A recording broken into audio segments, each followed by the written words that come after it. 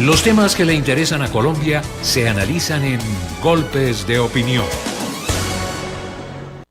A esta hora quiero saludar a nuestros dos invitados de esta jornada. En primera instancia, saludo al presidente del Comité de Gremios en el departamento del Tolima, doctor Efraín Valencia.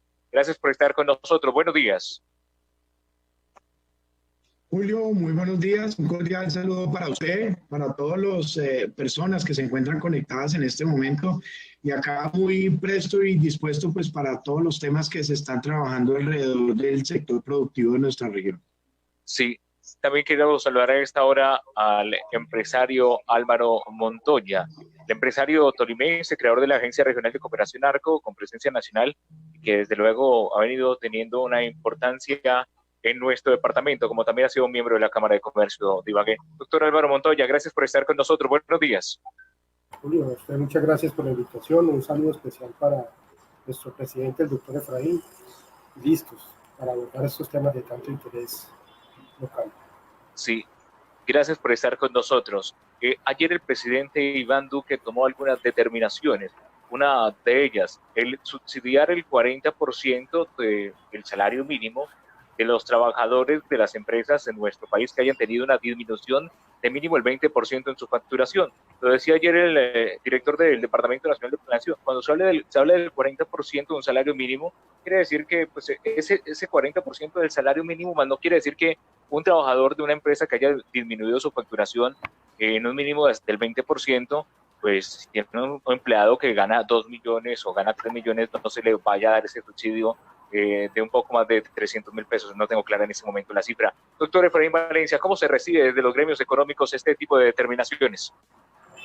Pues Julio, precisamente pues las cifras son 350.000 pesos, lo que se va a dar por cada trabajador a las empresas que demuestren que sus ingresos se han disminuido en al menos un 20%. Nosotros lo vemos pues, de manera positiva. Todas las alivios y ayudas que dé el gobierno nacional precisamente al sector productivo para garantizar la sostenibilidad del empleo son muy bien vistas y lo vemos pues, de manera importante. Vemos en las cifras que están reportadas por ACOP y por los demás gremios que la mayor concentración de trabajadores está precisamente en microempresas.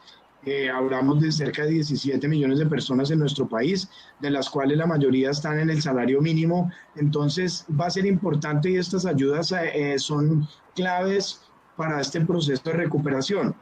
Ya si son suficientes o no, es otro de los temas que ponemos sobre la mesa en discusión, porque pues hay una serie de sectores más impactados que otros. Esta es una medida transversal, positiva, pero yo creo que debe ir acompañada de otros temas. Igualmente, doctor Álvaro Montoya, ¿cómo se recibe del sector gremial esta decisión del gobierno nacional? Pues a ver, Julio, es muy importante entender los buenos propósitos del gobierno central, porque pues se trata de darle ese auxilio oportuno a la formalidad, a los empresarios del país. Y lo recibimos con mucha complacencia y agradecemos esos gestos porque hoy en día se necesita la mano ayuda del Estado. Sin embargo, lo formal, además de ser muy importante porque hay que llevar toda la formalidad, hoy vemos que la economía se mueve mucho a través de la informalidad, especialmente ciudades como las nuestras, y pueden ser 54 o 55% de esa actividad que se desarrolla desde la informalidad, y entonces, a pesar de que los beneficios los recibimos con mucha complacencia, seguimos preocupados por esa masa de ibaguereños, de tolimenses que están en la informalidad y que de alguna manera no están reportados y por supuesto no van a ser considerados en esa población en esta primera ayuda. Sin embargo, creo que eso es oportuno. Vamos a tratar, por supuesto, de agilizar esos temas para beneficios. Sin embargo, sectores como los nuestros, del sector hotelero, creo que nos va a demorar un poco más de 3 meses poder despegar, porque ustedes saben, y el presidente lo sabe, que una ocupación que veníamos del 55, hoy estamos en 0, prácticamente tenemos los hoteles cerrados y el inicio nuestro será bastante lento. Sí, doctor Efraín Valencia, lo hablábamos hace un rato pues en una comunicación que tuvimos, y es que desde luego se está premiando el tema de la formalidad, pero lo dice el doctor Álvaro Montoya. ¿Qué va a pasar con los informales? Pero hay otro sector que se queda como ahí, en ese stand-by de necesidades, pero que el gobierno no llega a ellos, son los independientes. Sí, Julio, efectivamente, digamos en todos estos accionares y en los trabajos que se están desarrollando desde el contexto gremial, pues se protege mucho el empresario, se protege mucho la industria, se protege mucho el comercio, en fin, todas las líneas de acción de los sectores productivos. Pero dentro de ellos también hay un grupo muy importante que son los independientes. Me refiero a un abogado, un odontólogo, un ingeniero que en este momento pues no depende de una empresa donde es como persona natural que está ejerciendo una labor independiente. Hay que ver ese tipo de beneficios también, cómo se les va a llegar a ellos también, porque en este momento no están teniendo la oportunidad de producir unos ingresos. Muy positivo y llegarle a los trabajadores y todo, pero esa población está siendo muy impactada. Son personas que tienen una calidad de vida, unas condiciones importantes que se han venido a menos y hay que buscar cómo recuperar ese segmento. De otro lado está el informal. El informal, pues hay muchas personas que están en Familias en Acción, los programas de adultos mayores, jóvenes en acción, en fin, en programas de este estilo, pero hay muchos que se están quedando por fuera. Por eso dentro de las estrategias que se están formulando desde los gremios económicos es empezar a ver también cómo empezamos a jalonar a esas personas que están en la informalidad para que se empiecen a incluir dentro de la formalidad. Puede que no sea el momento óptimo o el momento más adecuado para hacerlo, pero sí es importante porque esto está empezando a demostrar muchas cosas de lo importante que es estar en la formalidad. Y de otro lado, lo vemos como una gran oportunidad para que se analice desde el gobierno nacional ese impacto que tienen los empresarios en la carga tributaria, ese impacto que tenemos los empresarios en la carga laboral, porque son unos temas donde hay que crear un balance para poder salir hacia adelante en el mediano plazo. Entonces, ahorita clarísimo está evidenciado que un empresario tiene unas dificultades muy grandes en pagar una nómina porque todo ese factor prestacional es muy alto, el que se tiene en nuestro país. Eso tiene que analizarse. Entonces, de ahí vienen esos dos temas. El primero, que hacia futuro podamos empezar a trabajar ya, empezar a trabajar desde ya lo que tiene que ver con la carga impositiva tributaria y laboral. Y de otro lado, no descuidar a lo que son las personas que están como independientes y las personas que están en la informalidad, porque ellos son los que más van a jalonar hacia abajo todo este proceso de recuperación del sector productivo. Doctor Álvaro Montoya, usted ha hecho algunas propuestas desde su cuenta de Twitter. Hablemos rápidamente de algunas de ellas y ya también le voy a preguntar al doctor Efraín Valencia, como comité de gremios, qué propuestas se le han hecho al gobierno municipal y al gobierno nacional en las diferentes reuniones que han sostenido. Doctor Álvaro Montoya, ¿qué propuestas se pueden comenzar a revisar en este momento donde se requiere la reactivación económica que desde luego se ha perdido desde el pasado 25 de marzo? Gracias, director. Mire, es que dando un poco de continuidad a lo que conversaba el presidente, nosotros tenemos que luchar mucho por la formalidad, es cierto. Y hoy creo que está en alto riesgo esa formalidad. De esos 26.000 o 27.000 inscritos que pueda tener hoy la Cámara de Comercio, estamos creyendo que si no se hace nada podemos terminar con la mitad o menos, porque la gente simplemente no va a renovar su Cámara de Comercio, no lo va a hacer. Entonces hay que empezar por ahí. La Cámara de Comercio debe dar un paso al frente y facilitar, y el gobierno central también facilitando y tomar la iniciativa de ayudar en esa renovación por mercantil. Y entonces hay que procurar de que esas ayudas vayan directamente e inmediatamente a ponerse como en marcha hoy en día, de tal manera que se pueda ofrecer hasta el 50%, si es posible, a los que falten por renovar esa Cámara de Comercio hoy en día para no llevarnos a la informalidad.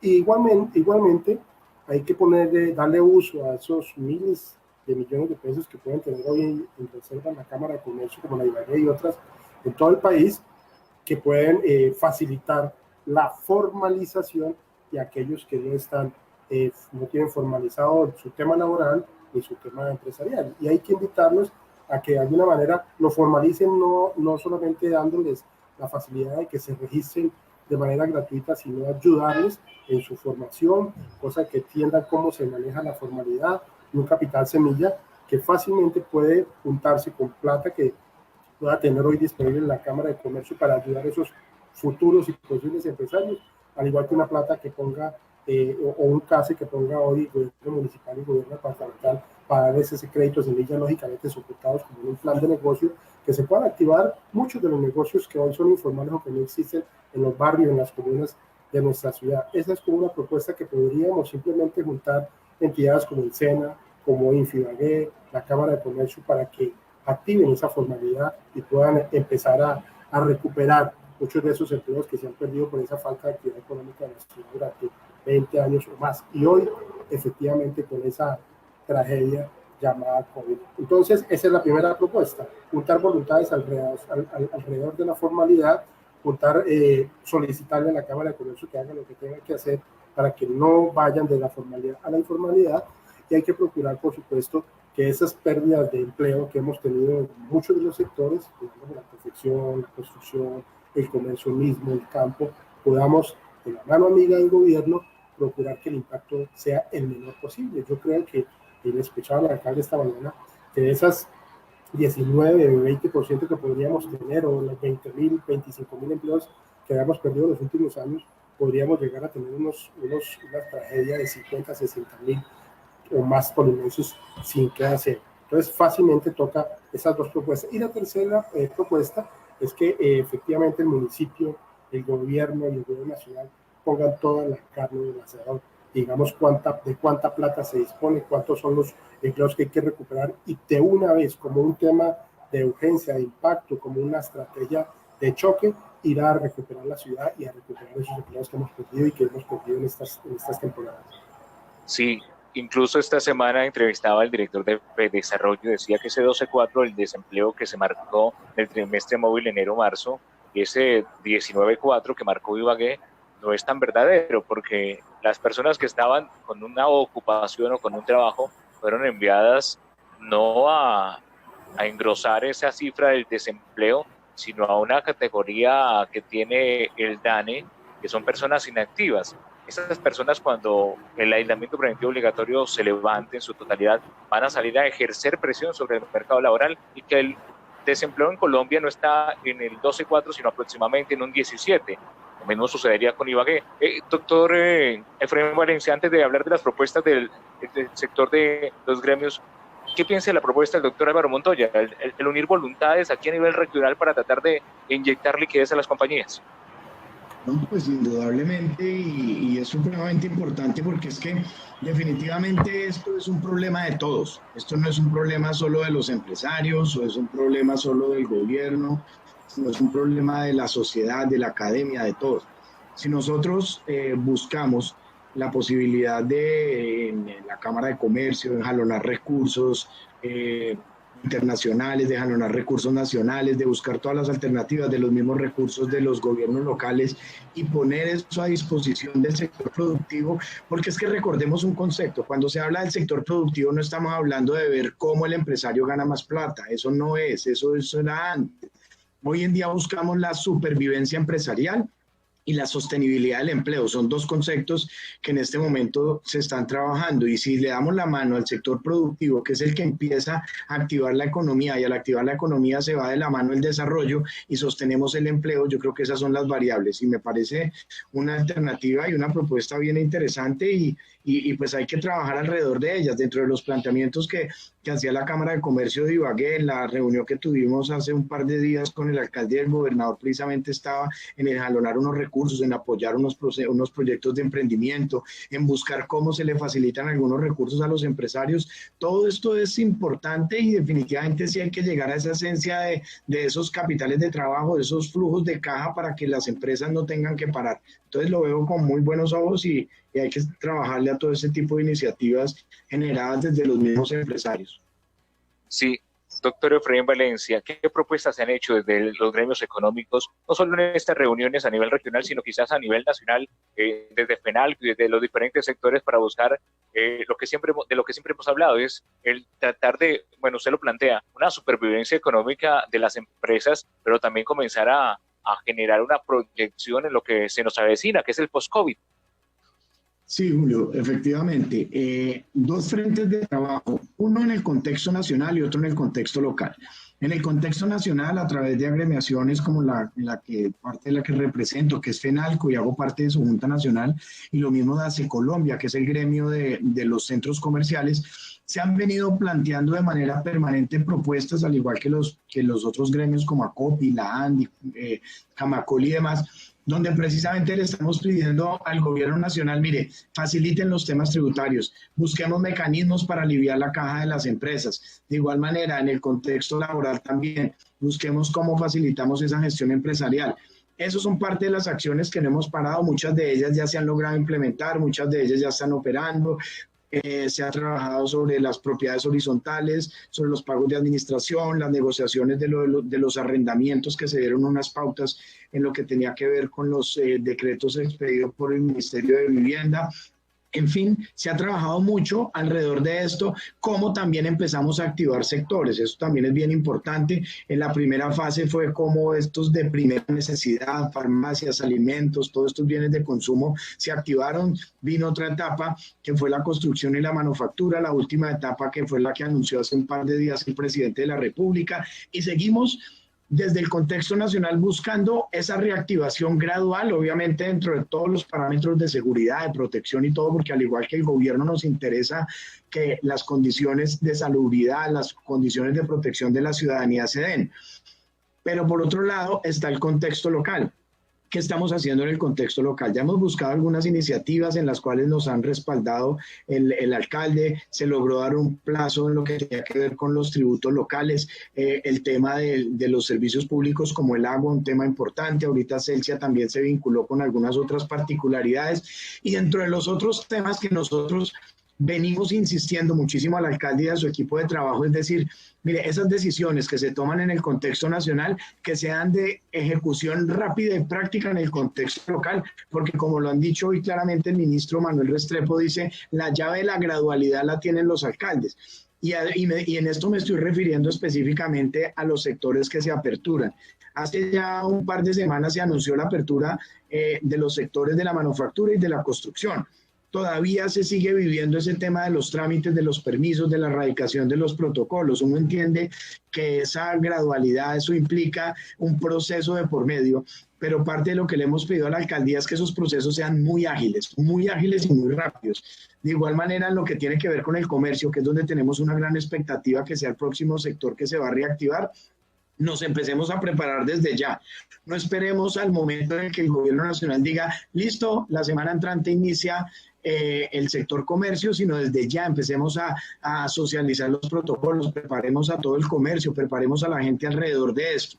De otra parte, se han manifestado a través de diversos gremios otras propuestas, como lo que tiene que ver con el levantamiento de la medida de pico y placa. Esto es una propuesta que se ha hecho de manera específica en las reuniones que hemos tenido con el alcalde y el equipo de trabajo, argumentado. Primero, en que ya la regulación de la movilidad se está dando por el pico y cédula, es decir, están las personas, más no en los vehículos, ya entra ahí una regulación de la cantidad de vehículos. De otra parte, de acuerdo a las cifras determinadas por el gobierno nacional y los expertos, el transporte público solo puede operar a un 35% de su capacidad. Entonces, que las personas que tienen vehículo particular le den la posibilidad a los que no, que utilicen este medio para minimizar los riesgos de contagio.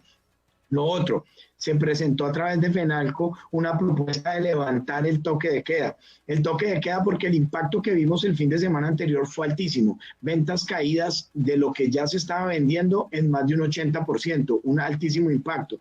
De igual manera, vemos que la gente, de acuerdo a las normas establecidas por el gobierno nacional, deben tener la posibilidad de abastecerse, para que circulen para abastecerse, obviamente dentro de las regulaciones y demás. Estos son parte de esas decisiones del ya, muy fáciles de tomar, de trabajar de manera inmediata, y en esto no solo es ese llamado a la administración, sino también a la población que actúe con responsabilidad y acate las recomendaciones, porque no es justo ver que muchas personas se están cuidando, que se están haciendo grandes esfuerzos de empresarios y de la gente para sostener las nóminas, de montar implementos al interior de sectores como las grandes superficies de los supermercados, y empezaron a encontrar en las calles una cantidad de personas circulando. Entonces también es una responsabilidad de ciudadanos, pero estas son parte de las decisiones que están ya en el poder hacer algo de manera inmediata, Lo mismo los gremios en nuestros diferentes espacios, Camacol en los constructores, la ANDI en los industriales, FENALCO en los comerciantes.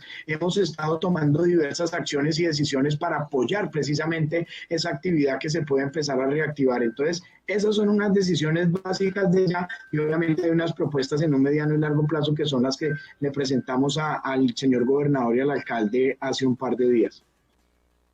Vamos a escuchar en primera instancia al presidente Iván Duque sobre lo que ha sido la declaratoria de esta nueva emergencia social y económica en el país.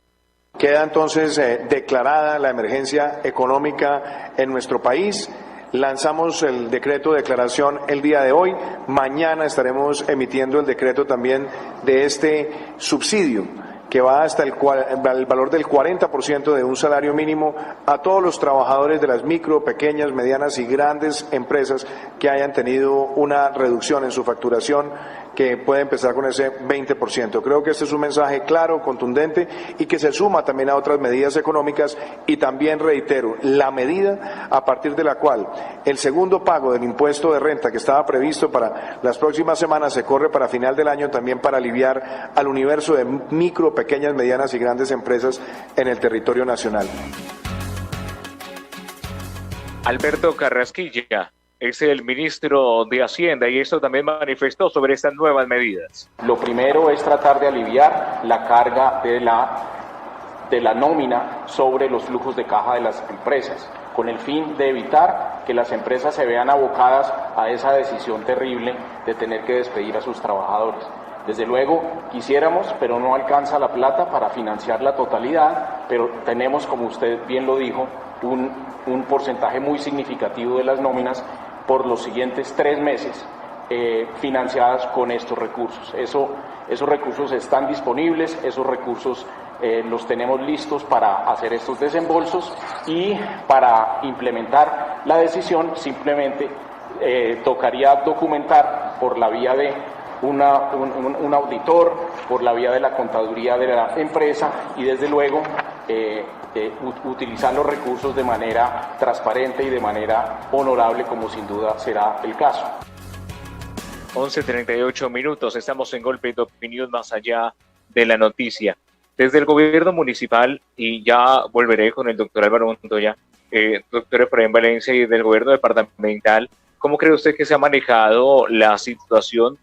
En el tema del COVID nos hemos anticipado, desde luego se han tomado unas medidas que han atacado directamente la curva del COVID-19 en nuestra región, pero en materia económica, ¿se requiere una mayor agilidad por parte de los gobiernos municipal y departamental en algunas determinaciones?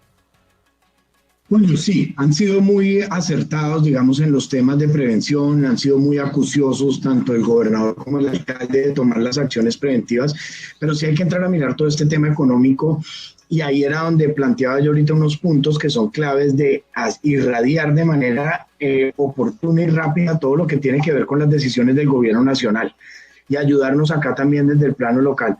Hay muy buena cercanía, muy buena disposición por parte de los dos mandatarios. Yo creo que es un momento adecuado. Ellos desde su primer momento de gobierno así lo han demostrado. Y yo creo que en este momento tan crítico no va a ser la excepción. Por eso nosotros dentro de lo que les planteábamos a ellos en la reunión que tuvimos hace 2 días era definitivamente estos planes de gobierno, estos planes de desarrollo que se están presentando tienen que tener unas condiciones dentro del marco de esta crisis sanitaria y enmarcados en la sostenibilidad. Eso es vital también porque ya veíamos precisamente en Ecos del Conveima hoy en la entrevista que hacía Juan Pablo Sánchez al gobernador que de 5.8 billones de pesos se va a bajar en 1.5 billones los recursos que se van a invertir por parte de la gobernación. Esto es un impacto muy alto. Ya lo que se estaba hablando también de las propuestas que se tenían los mandatarios tienen que reformularse a esta recuperación económica. Vemos que el país, según las cifras de los expertos, se va a caer negativamente este año a un menos 2.6%. Y lo que hay que lograr es la sostenibilidad del sector productivo para que en el rebote que puede llegar a tener la economía el año entrante podamos salir a flote. Pero en ese salir a flote también es bien importante tener en cuenta algo. Los más de 1.100 municipios que tiene nuestro país y los 32 departamentos, todos también se están preparando para salir a afrontar lo que va a ser el post-COVID. Entonces, si nosotros no tomamos una línea de ventaja, si no tomamos acciones importantes en este momento, después nos vamos a quedar. Nosotros no estamos en los primeros lugares ni en lo mejor rankeado de competitividad. Nosotros un trabajo que ya veníamos haciendo previos para recuperar lugares en la caída de la competitividad, en el doing business, donde hemos venido perdiendo en ese aspecto. Entonces, eso nos obliga a hacer un mayor esfuerzo. Y es muy importante esa articulación que se está dando dentro del sector productivo y nuestros mandatarios. Hay que hacer esa agenda de trabajo regional, redefinir la vocación de nuestra región, establecer una agenda de desarrollo económico por sectores, iniciando por los más vulnerables. Hoy ya no se habla de grandes o pequeños o de microempresarios o de todo esto, no, ahora se habla de quiénes son los más vulnerables y los menos vulnerables, los que han tenido más o menor impacto. Pues hay que retomar sobre esto, buscar que esa inversión tan importante que se está haciendo en el sector de la salud después sea un potencial de ingresos para nuestra región, buscar cómo migramos a las personas de la informalidad a la formalidad para poderlos que accedan a muchos temas. Proponíamos también un comité de reactivación económica, que era parte de lo que se decía con alivios a empresarios para facilitar la gestión empresarial acatando la generación de empleo, priorizando en las pymes y en los que son más vulnerables. Otro tema era un plan de capacitación, empezar a volvernos en esa línea digital, de unas líneas del sector público y privado de capacitaciones para ventas online. Todo este tipo de temas son bien importantes, nuestro modelo cultural y gastronómico, que se replantee, que se reformule, inversiones que pueden ser importantes en diferentes líneas como en la construcción. Nosotros vemos que la tendencia de las personas cambió, ya la gente va más en el teletrabajo, la gente ya sabe que puede vivir en ciudades con mejor calidad de vida. Hay que fortalecer la construcción para atraer esas personas que vienen golpeadas de ciudades como Bogotá. Esto es clave. La educación. Tenemos una ciudad con unas universidades importantes. La Universidad de Ibagué ya está acreditada. Muy pronto la Universidad del Tolima. Entonces, sacar programas digitales para poder irradiarla en diferentes zonas del país. Esto es clave. Y consideramos que esto, dentro de muchas otras propuestas que se le presentaron a la alcaldía y la gobernación, pueden tener un plan de seguimiento y unos indicadores, porque como lo he manifestado, nosotros hay dos situaciones. La primera, que cuando levantemos el telón del COVID y todo eso que no sabemos que está pasando en las empresas, eso que no sabemos que está pasando en la economía porque no es claramente medible, vamos a encontrarnos con una situación más crítica de la que creemos. Y segundo, que todos se están preparando para afrontarla, y si nosotros acá en el Tolima no nos ponemos las pilas, no le metemos el empuje y aceleramos todos estos procesos que se están viviendo y no tomamos unas medidas pensando sí en el presente, pero también en el futuro, seguramente vamos a salir más perjudicados y afectados. Sí, doctor Álvaro Montoya, la modificación de los planes de desarrollo será fundamental para las estrategias del próximo cuatrienio de cada una de las administraciones, porque uno fue el que eligieron los ciudadanos, llamémoslo las proyecciones de los alcaldes y gobernadores, y otras las necesidades que ahora requiere un municipio o en el caso de un departamento. Sí, efectivamente, son definitivos los ajustes de los planes de desarrollo. Yo diría que fundamentales si pensamos que estamos en una coyuntura. Sin embargo, quiero retrotraer un poquito lo que quería yo decir para poder entrar como a responderle esa pregunta. El doctor Efraín hablaba de cómo recuperar de pronto la economía. Yo quiero como complementar un poquito esa parte y hacerlo como por sectores. Lógicamente, hay que ahondar en los sectores que ya están hoy activos. Y hay que procurar que esos sectores activos les vaya bien. Si le va bien en la construcción, le va bien en la confección, pues van a aperturar otros sectores, y si les va mal, pues nos van a castigar los demás sectores porque vamos otra vez a confinarnos y vamos a parar otra vez la economía. Entonces, es importante que los gremios de los sectores ya aperturados estén encima para que definitivamente se cumplan todos los protocolos y pueda irles bien, y seguidamente vayamos con sectores, por ejemplo, con los que reclama el presidente del sector del comercio, y es que es definitivo el sector del comercio porque es como el final de la cadena. Si usted habla de textil, confección, al final son los almacenes los que están vendiendo los productos que allí elaboran. Muchas de las fábricas que yo conozco, por ejemplo, de textil y confección no han aperturado, no porque no tengan permiso, sino porque no se le justifican en su cadena de producción. Entonces tienen unos almacenes, 100, 200 almacenes cerrados. Entonces, ¿para qué van a producir? Hay que tener como claro eso para que el sector de comercio tenga la posibilidad de aperturarse, y creo yo que es uno de los que más genera empleo, especialmente en nuestra ciudad. definitivamente hay que ir a buscar el mayor número de ingresos, y en eso va un poco lo que son los planes de desarrollo. Yo digo que algunos planes de desarrollo tienen que ser más agresivos en todo lo que, todo lo que vaya a generar mano de obra, especialmente aquellas obras que incluyan mucho la comunidad. Hay que hacer obras y contratar mucha mano de obra, no tanta tecnología, no tanta maquinaria, sino mano de obra, y en ese orden de ideas hay que buscar, como le decía antes, el mayor número de ingresos, y esos planes de desarrollo tienen que buscar ingresos alternativos, no solamente dedicarse a su industria y comercio y a su predial, sino que hay que buscar ese tema de, por ejemplo, de obras por empleos, y hay que empezar a mirar cuáles son las obras que tiene Ibagué y traducirlas en oportunidades con ese tema de obras por empleo. Si hablamos, por ejemplo, en la zona de Perales, nosotros podríamos pensar que todo eso que allí va a generar y que va a generar una plusvalía, pues rápidamente miremos a ver cómo incorporamos esas posibilidades reales a nuestros presupuestos y hacer que esas obras se hagan,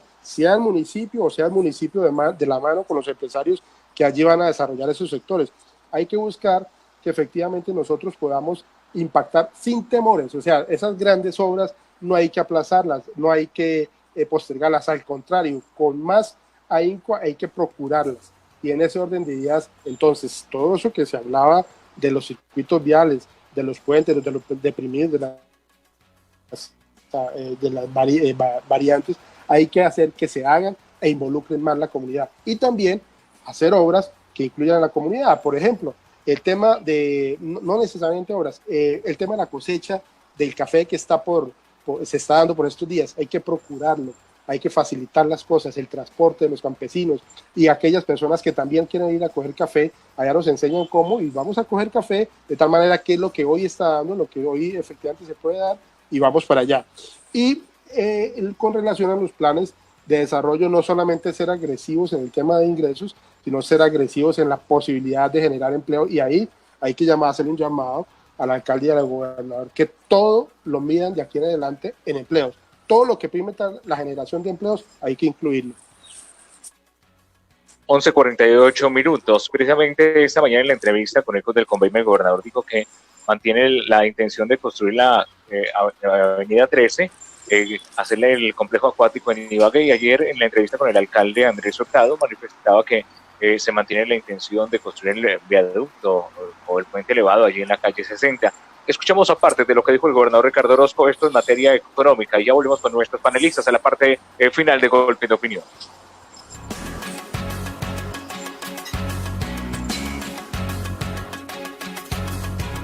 ¿El toque de queda se va a extender hasta el 25 de mayo o qué han pensado después del 25 de mayo?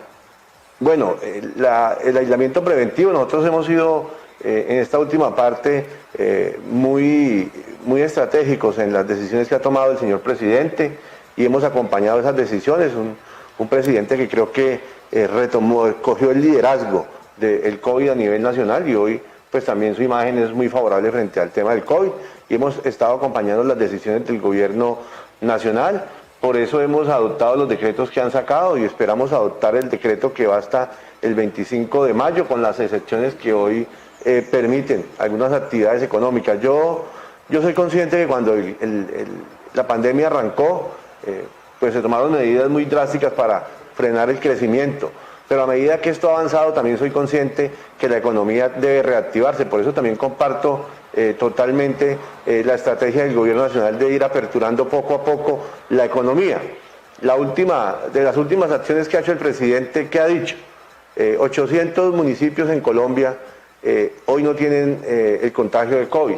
Entonces, dejemos 14 actividades que ustedes ya la conocen, más las otras excepciones, para comenzar a reabrir la economía en el país. Temas de muebles, temas de talleres de motos, de vehículos, de distribuciones mayoritarias de vehículos también, temas de arreglo de equipos de cómputo, en fin, son varias las actividades. Incluso escuché al ministro de Salud hablando de la reactivación de las peluquerías, que se haría cita previa y solamente estaría la persona que hace la parte de la peluquería o la parte del salón de belleza con cita previa y con mínimo medidas de protección de los tapabocas. 11:50. Son aparte de lo que dijo el gobernador Ricardo Orozco esta mañana. Doctor Efraín Valencia, gracias por estar con nosotros. Su mensaje final en lo que se requiere para esta reactivación económica. Julio, primero pues decirle a toda la gente que asuma con responsabilidad todo este proceso, que esto no es de unos pocos, sino es un trabajo conjunto. Lo que se nos viene no es nada fácil. Importante que se implementen esas acciones que están viniendo desde el gobierno nacional de manera muy rápida y oportuna. Desde los gremios económicos seguiremos aportando con nuestro granito de arena para sacar todo el sector productivo adelante. Hay unos sectores más afectados que otros que requieren más la mano. Hacer ese llamado a nuestros mandatarios locales para que nos sigan apoyando, para que tengan en cuenta esas recomendaciones. Ha habido una cercanía bien importante y queremos aprovecharla.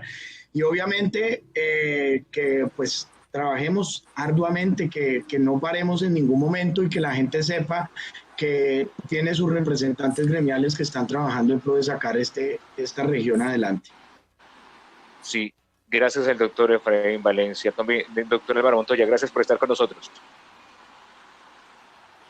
A usted, director, yo le diría por último a nuestra junta directiva de la ciudad, que es el consejo, que hay que pensar en algunas cosas fundamentales. Por ejemplo, hay que procurar un acuerdo que le permita una amnistía de aquellas empresas que están hoy en mora en el tema de impuestos y contribuciones con el municipio, para que efectivamente paguen, rebajando los impuestos, intereses de mora y otras cosas.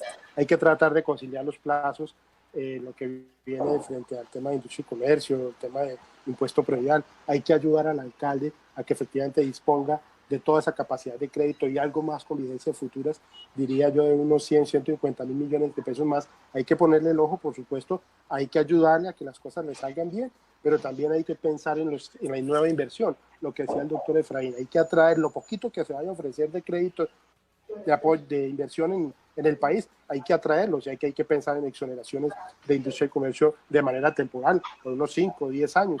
Hay que pensar en la exoneración del impuesto predial durante 5, 6, 7 años de las personas que llegan y quieran invertir en el municipio. Hay que activar el tema de zonas azules para que el gobierno municipal cuente con 15, 20 mil millones de pesos más y pueda invertir en parques y en zonas verdes.